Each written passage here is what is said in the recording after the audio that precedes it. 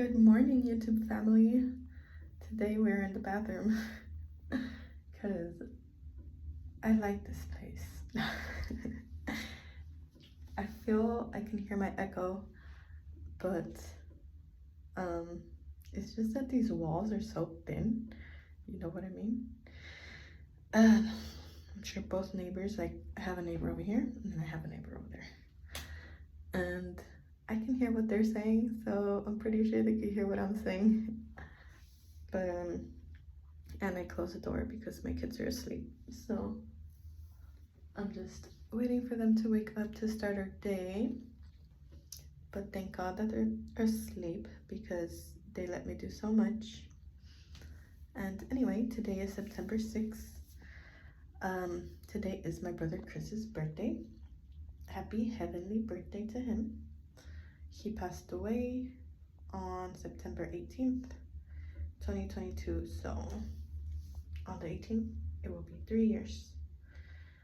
So I just wanted to do a little appreciation video for him because I love him so much, and he was and will always be one of my biggest heroes, although some people might not understand why.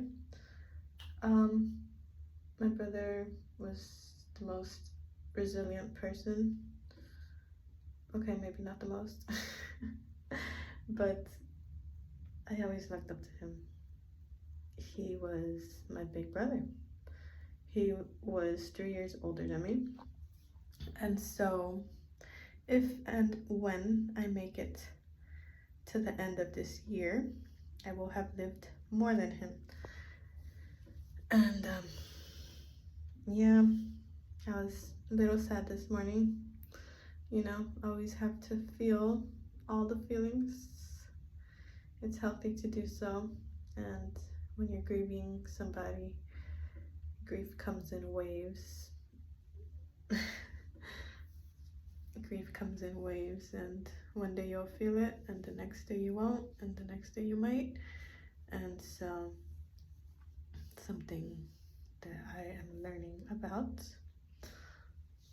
And yeah, my brother was born September 6th, 1993.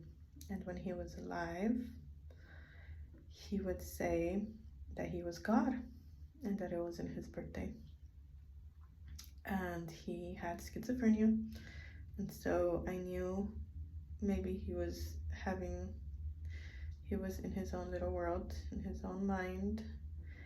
And when he passed away, I thought about his birthday, how it's September 6th, 1993, and a while later after he passed away, I find out that 369 are like the divine numbers of Nikola Tesla.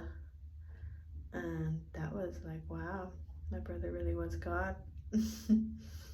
And yeah, so my brother,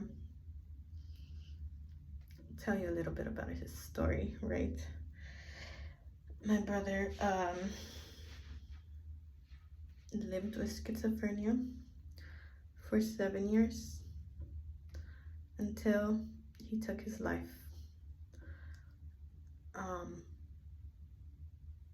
Back in 2015, he was not doing so well. He was on meth and was running from the cops.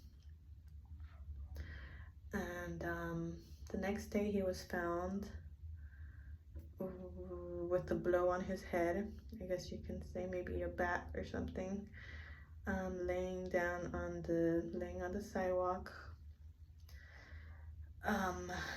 And when he woke up, he lost years of memory. He couldn't hear from one side, and he pretty much had to relearn to walk because of the hearing damage or whatever. So he had to relearn to walk. and he eventually got better and started going to school again. But we started seeing signs that we thought he was on drugs because he was acting paranoid. And we would just tell him, stop doing drugs, stop doing what you're doing. But he didn't get better. And 2015, 2 days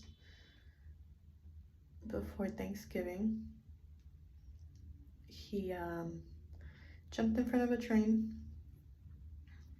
or he survived, but he lost his feet. He got his feet cut off by the train and also lost some fingers, but it was a miracle that he survived. And the doctor said he was not on drugs. He didn't have anything in his system. And so it was concluded that he had schizophrenia.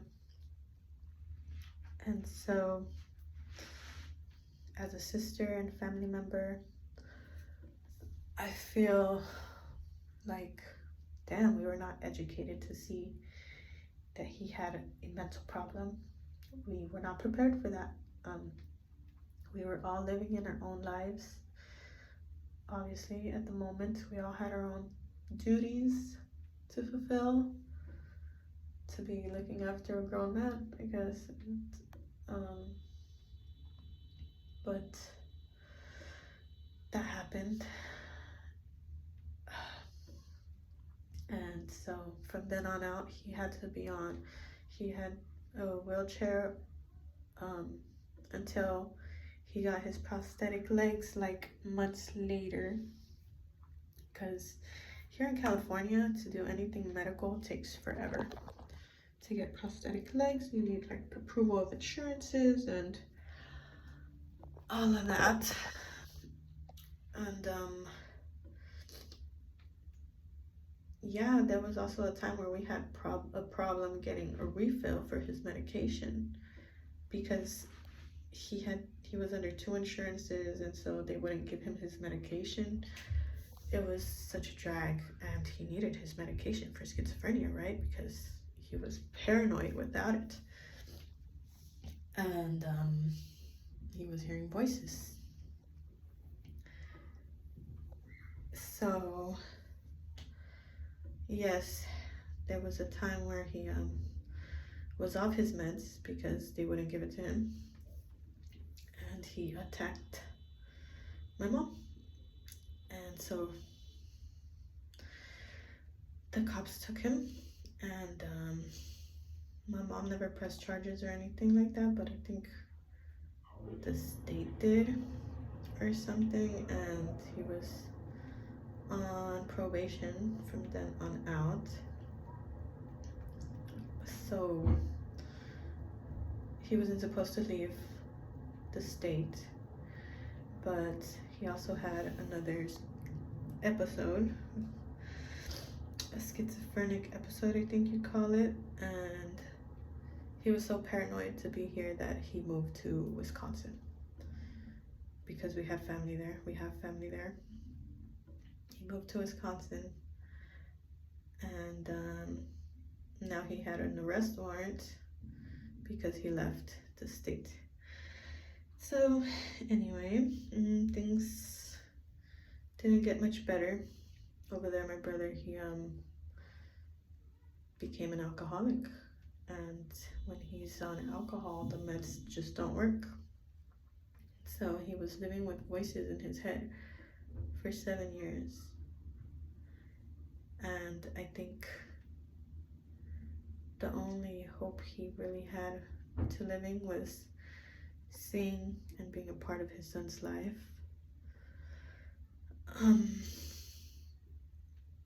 But yeah, his story is very complicated, and I've always just thought of him as being a product to his environment.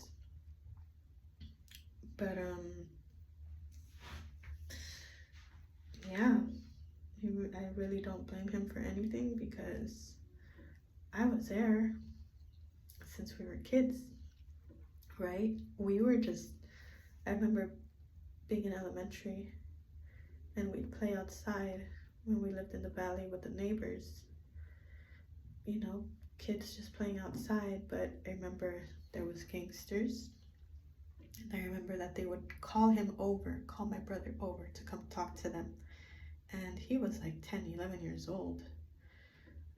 So what do you do when you're 10 or 11 and the gangsters are calling you over? You go over there, right?